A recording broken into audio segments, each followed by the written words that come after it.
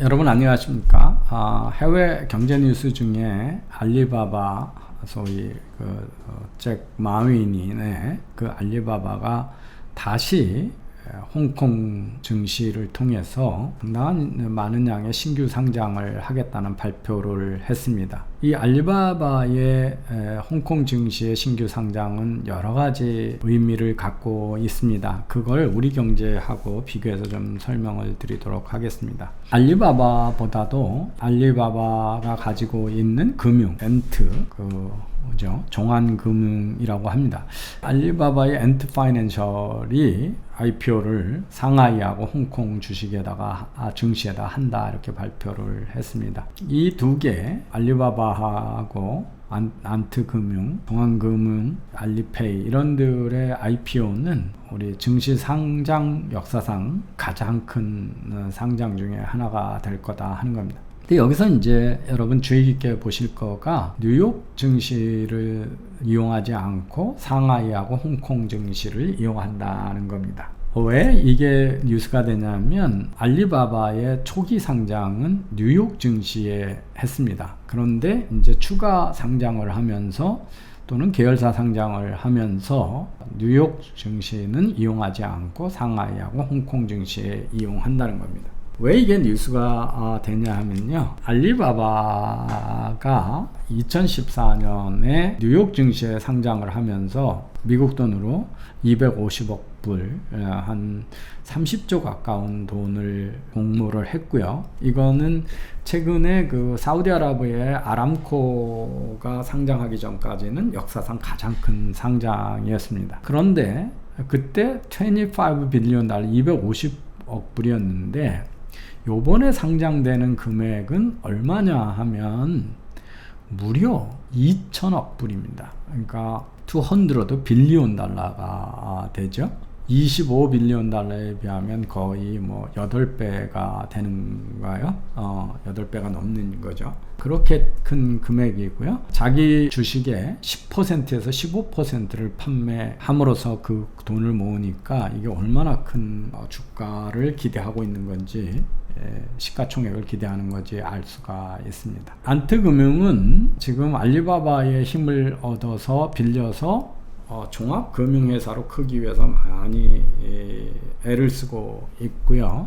이미 알리페이를 하는 지급결제를 넘어서 마이뱅크, 후베이 등 해가지고 융자를 해주는 사업도 하고 있고, 중국에서 이 뮤추얼 펀드를 파는 소위 웰스 매니지먼트 쪽에서도 가장 큰 회사를 거느리고 있습니다. 그리고 알리페이는 이미 인디아의 페이티엠이라든지 우리나라 카카오페이라든지 동남아시아의 그랩페이 등에 많은 투자를 하고 있고, 미국의 머니그램이라고 하는 송금 회사를 사서 미국 시장에 진출을 하고 전 세계 금융에 영향을 행사하려고 하지만 미국의 국가 안보를 이유로 이 머니그램을 파는 것을 막아서 딜이 무산이 된 적이 있습니다. 근데 여기서 제가 말씀드리고자 하는 것은, 첫 번째는 왜 우리나라 증시에서는 잘 나가는 기업들이 이렇게 대규모 추가 IPO를 통해서 많은 돈을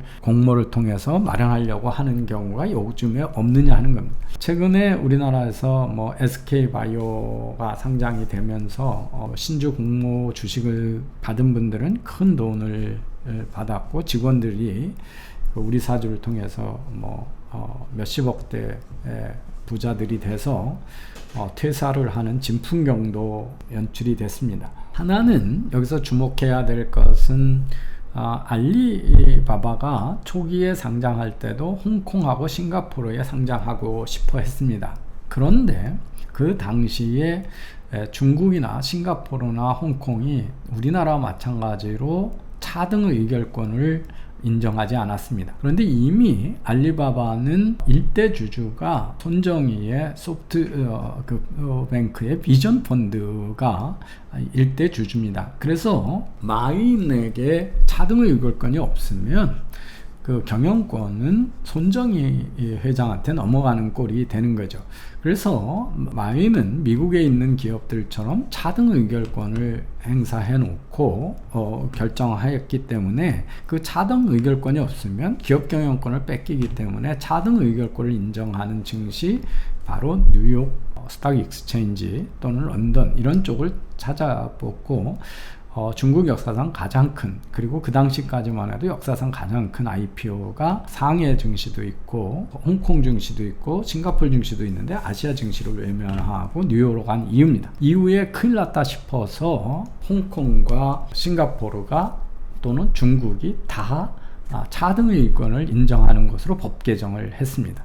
그래서 중국의 큰 테크 회사들이 요즘은 뉴욕에 가서 증시를 하지 않고 홍콩과 상해 또는 싱가포르에 상장을 할 수가 있게 된 것입니다.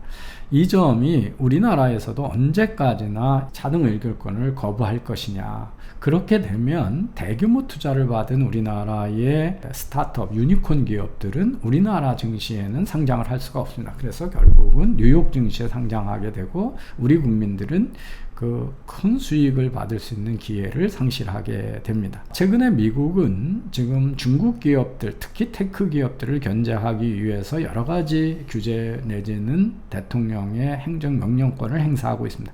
이 점도 알리바바가 지금 홍콩이나 탈미국을 하는 원인이 됩니다. 그래서 이번에 만약에 홍콩과 상해 주식에서 했을 때 공모가 많이 되면 미국의 압력에도 불구하고 중국 기업들이 여전히 자금을 조달할 수 있는 창구가 성공적으로 있다라는 것을 증명하게 됩니다. 그래서 미국의 압력이 그렇게 효과적이지 않을 수도 있다라고 하는 것을 보여주기 때문에 이 또한 중요한 관심사가 됩니다. 제가 질문드렸던 것은 한국의 기업들은 지금 우리나라 제도에서는 추가 공모를 해가지고 일반인들한테 우선주로 의결권이 없는 주식 외에는 공모를 하기가 어렵습니다. 왜냐하면 대주주의 지분이 계속 희석되기 때문입니다. 그래서 우리나라는 기업들이 이 증시에 새로운 신규 상장으로 해서 거래 주식을 늘리는 게 아니라 돈을 많이 버는 기업일수록 자사주를 매각해서 소각해서 점점 더 거래되는 주식 수를 줄여가는 모습이고 자본시장이 자본을 조달하는 기능이 극도로 부진해지고 있다는 겁니다. 그래서 이익을 많이 내는 기업들이 추가 상장을 하고 더 많은 국민들이 그 추가 상장을 통해서 IPO를 통해서 돈을 버는 기회를 지금 갖지 못하고 있다. 경영권이 위협받고 있기 때문에 그렇다라는 것도 우리가 주의 깊게 봐야 되는 상황입니다. 알리바바는 이미 마인이 소수 지분이 있고 지금 야후나 소프트뱅크가 압도적으로 지분을 많이 가지고 있습니다.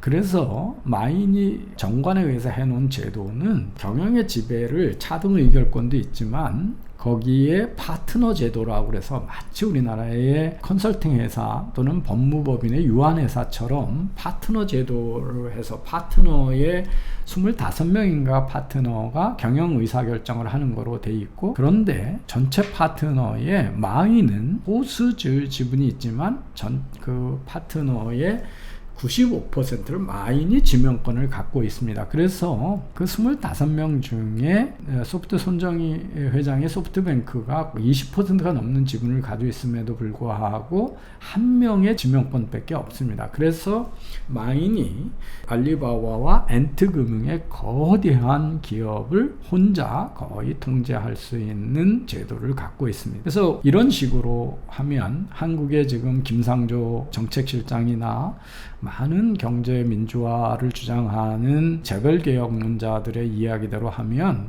마인은 아주 못된 황제 경영을 하는 게 되고, 중국은 바보 같은 짓을, 중국 공산당이야말로 이 재벌의 앞잡이가 돼 있다, 이렇게 얘기할 수가 있습니다. 하지만 지금 테크 분야에서 창업자가 신속한 의사결정을 하고 안정적 경영권을 행사하지 않으면 살아남지 못하는 세상이 돼 있고, 그래서 이런 차등 의결권을 통해서 안정적 지배구조를 유지하고 있다라고 하는 것이 글로벌 트렌드고, 지금 알리바바의 중국 그리고 홍콩의 상장이 주목받는 이유기도 합니다. 오늘은 경제 현안에서 알리바바의 엔트 파이낸셜의 두 개 분야의 더블 IPO를 통해서 무려 2천억 불의 대규모 IPO가 이루어질 예정이라고 하는 것, 그것도 뉴욕에서가 아니라 홍콩하고 이 상해 증시에서 이루어질 것이라고 하는 계획과 전 세계의 경영권 보호 경향에 대해서 말씀드렸습니다.